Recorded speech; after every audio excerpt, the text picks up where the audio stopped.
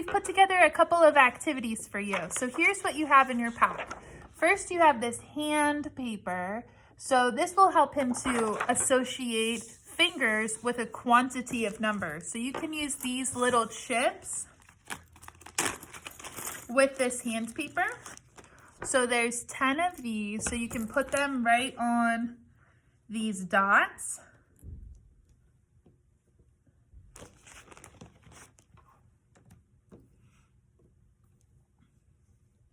And then you can have him practice counting one by one. So he'll go uno, dos, or you can do it in English, that's fine too. 3, 4, 5. You can tell him different numbers and tell him to create that set using these chips, and he can move them up onto the hands. Then have him show you on his fingers what number he just made. So if you tell him, make 3, he can go 1, 2, 3, and then he can try to recreate that on his hand. So you can go 1, 2, 3, and he can make it match the hand. Okay, you can use these little chips for other things too. You can have him practice with this counting chart. So he can use his finger to count up on the chart. He can also count upwards and use the dots to count as well. You can use these chips also. You can make it fun. You can tell him a different number to find, or you can even show him a number on your fingers. So maybe you would go like this, and then he would have to try to find the match. So then maybe he would put his chip on uno, dos, tres, cuatro, cinco. So he can make a match. Or you can shout out a number and have him find that number. Find 8. And then he can count up on the chart, find the 8, and that's where he'll put his little chip. And if he's not sure if that's the one he found, he can count up too. 1, 2, 3, 4, 5, 6, 7, 8. Okay, so you've got these two. Okay. We have this one. This has 10 different circles on it. So you can have him practice counting the dots up to 10. You can tell him to create different sets of numbers. So let's make 5. And then he can count 1, 2, 3, 4, 5 and put them there. Okay, so that kind of goes along with these ones. Same with this. It's just another format for him to practice counting to 5. You can use these chips on that. So there's different things you can do. For example, if you have like a deck of cards or a dice, you can have him roll a number, and then he can draw that number with his dry erase marker. So you can write on these, you can write on this too, and just have him maybe even use his dry erase marker to circle the number. So roll the dice, count the dots, and then find the matching number. And he can do that even with the fingers. This, he can do the same thing. So say he has a dice and he rolls a number and he gets the 6. He can write the number 6 right in the cloud, and then he can draw 6 dots, or he can use his chips and he can put 6 chips on the chart.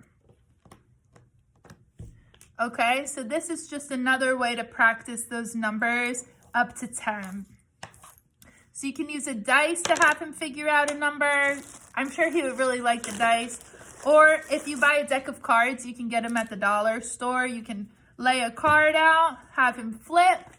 He gets a number, and that's the number that he has to create. So you can use anything you want. If you have Play-Doh, you can have him make little balls of Play-Doh and make little Play-Doh dots. If he has just different toys in the house, maybe he has cubes or he has blocks or cars, anything like that, you can just have him roll and make that number, or pick a card from the deck and make a set of numbers that way. If you get a deck of cards, you can also play the game War.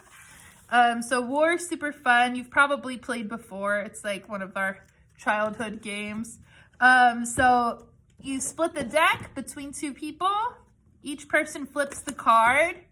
You can have him say what the numbers are. So he can say, I have 2. And you can can say, what number do I have? And he can tell you what number he has. And then he can tell you which number is bigger. So if he needs help figuring out which number is bigger, he can use this chart to tell you, oh, which one's bigger? We have the 3 and we have the 2. Which one's bigger? And then whoever has the bigger number wins both of the cards. And then you just keep going, flip the cards. He can say the numbers, and whoever has the bigger number wins. And you just keep playing until somebody runs out of cards. Okay, so I don't have an extra set, so I'm keeping this one and my dice, but you can pick those up at the dollar store. I am going to give you these little chips, though, so you'll have these in a little baggie.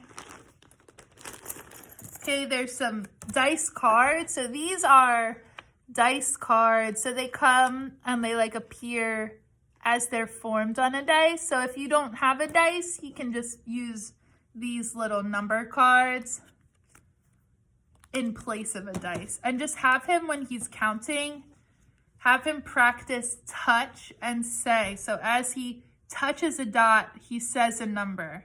So just have him, the more counting and the more touching the dots, the better. He can also do that using these flashcards.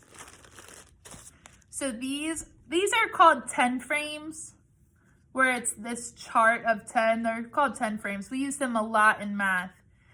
So the goal is for him to be able to see a number, a dot, and be able to tell me automatically how many are there. So if he sees this, he should be able to say, uno, tres, cinco, and so on. You can practice with him in English if it's easier. And then when he's ready, do the Spanish too.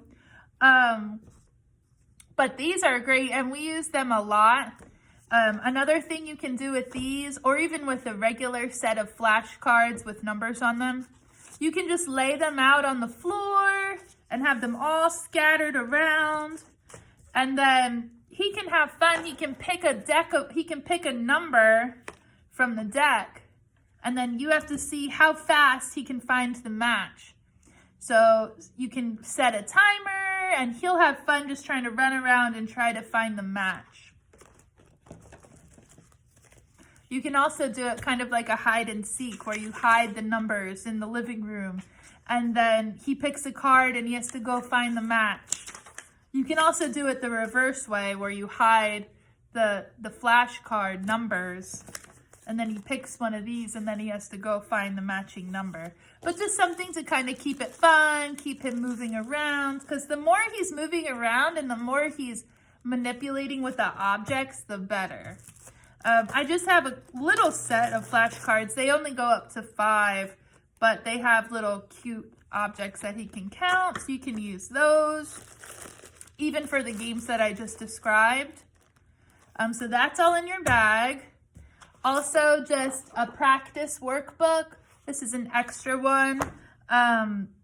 It's not something that we use in class, but it does have some basic things. Tracing numbers. And the directions are in Spanish for most of it, but you'll figure it out. They're like really basic things. For this, he just has to write the number 0 in different colors, like rainbow writing it. Then you'll see pages like this where it'll tell him, draw 1 cat, draw 1 cow, draw 1 rainbow, draw 1 fish. So it's like practicing drawing sets of objects. So if he's into drawing, it's a good chance for him to draw 1, draw 2. And then as you go in the book, and you can skip around however you want, there's other things like connect the dots. How many are there? So he has to count and write how many are there. There's tons of those. Just like count and write the number.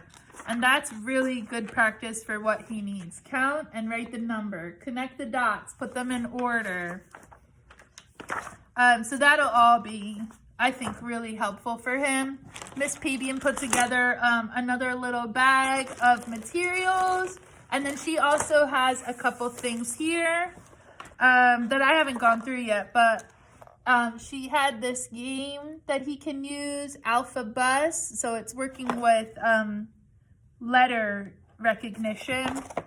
And then just a folder with different letter activities. So he can practice A and B and finding different letters and then tracing the letters. Okay, so this is all going to be in a packet that we're sending home. So I hope it helps. If you have any questions, just let us know. Thank you. Bye.